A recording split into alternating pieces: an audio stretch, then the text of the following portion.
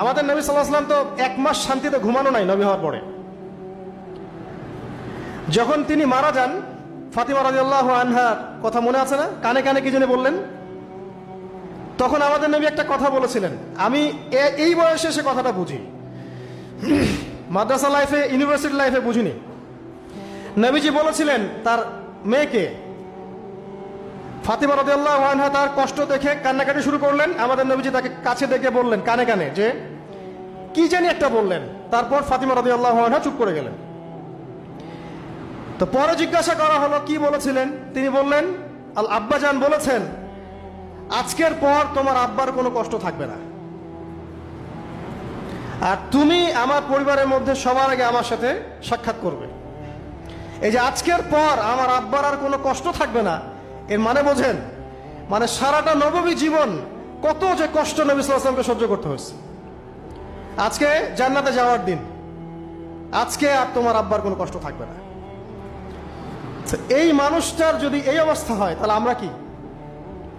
আল্লাহ পাক সেই মানুষটাকে এই সূরা দুটো শোনাচ্ছেন, আমি কি তোমাকে এতিম পাই নাই, তোমাকে পথভ্রষ্ট পাই নাই, হেদায়েত দেই নাই, ভরণ পোষণ করিনি, আমি আল্লাহ তোমাকে ছেড়ে দেই নাই, শীঘ্রই তোমাকে দান করব, হ্যাঁ তোমার বোঝাকে আমি হালকা করিনি।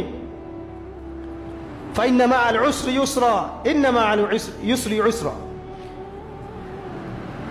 কষ্টের সাথেই স্বস্তি আছে, নিশ্চয়ই কষ্টের সাথেই স্বস্তি আছে।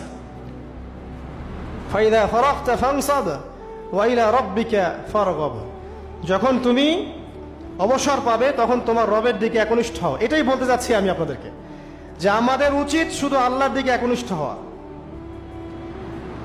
দুনিয়াকে ভালো না বাসা, কিচ্ছু না দুনিয়াটা। আমার চেয়ে ভালো আপনারা এটা জানেন না, কিচ্ছু না দুনিয়াটা, মানে মুহূর্তে ডিজাস্টার হয়ে যেতে পারে।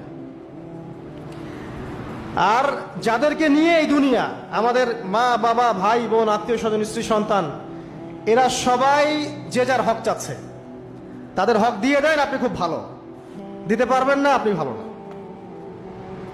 সারাটা জীবন করতে থাকেন, দেখবেন একদিন দিতে পারেন নাই, সে আপনাকে চিনবে না।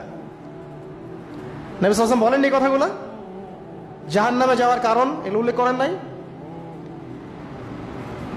কিসের আত্মীয় আর কিসের আপনজন আর কিসের অফিসের বস আর কিসের কি, সবাই সবার স্বার্থ নিয়ে পড়ে আছে।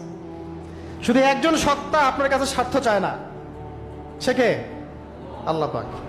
এটা যদি বুঝতে পারেন তাহলে দেখবেন মনটা আল্লাহর দিকে নরম হয়ে যাবে। আর মুসলিমদের এখন এই মানসিক আত্মশুদ্ধিটা বেশি দরকার।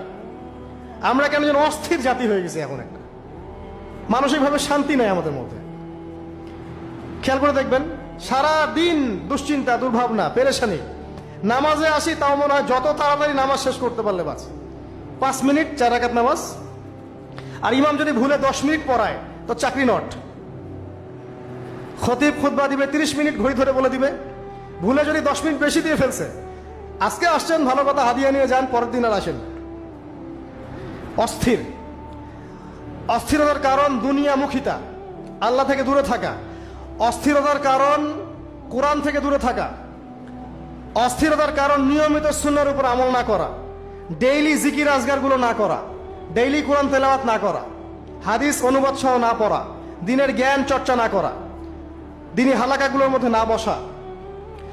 অস্থিরতার অনেক কারণ, টাকা পয়সার পিছনে ছুটা, বাড়ি গাড়ি স্ট্যাটাসের পিছনে ছোটা, এবং এই লোভ, এই লালসা আপনাকে স্থির থাকতে দিবে না। অস্থিরতার কারণ এই যে আমরা বলি মেটেরিয়ালিজম, আমরা বলি বস্তুবাদিতা, এগুলো অস্থিরতার কারণ। এগুলো কখনো আপনাকে স্বস্তি দিবে না। আপনি যত দৌড়াবেন দুনিয়ার পিছনে, দুনিয়া আপনার থেকে তত পালাতে থাকবে।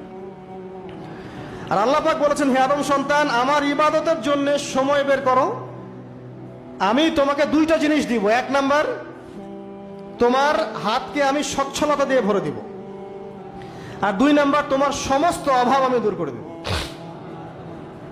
যে ব্যক্তি আল্লাহর জন্য সময় দেয়, আল্লাহর জন্য বাঁচে,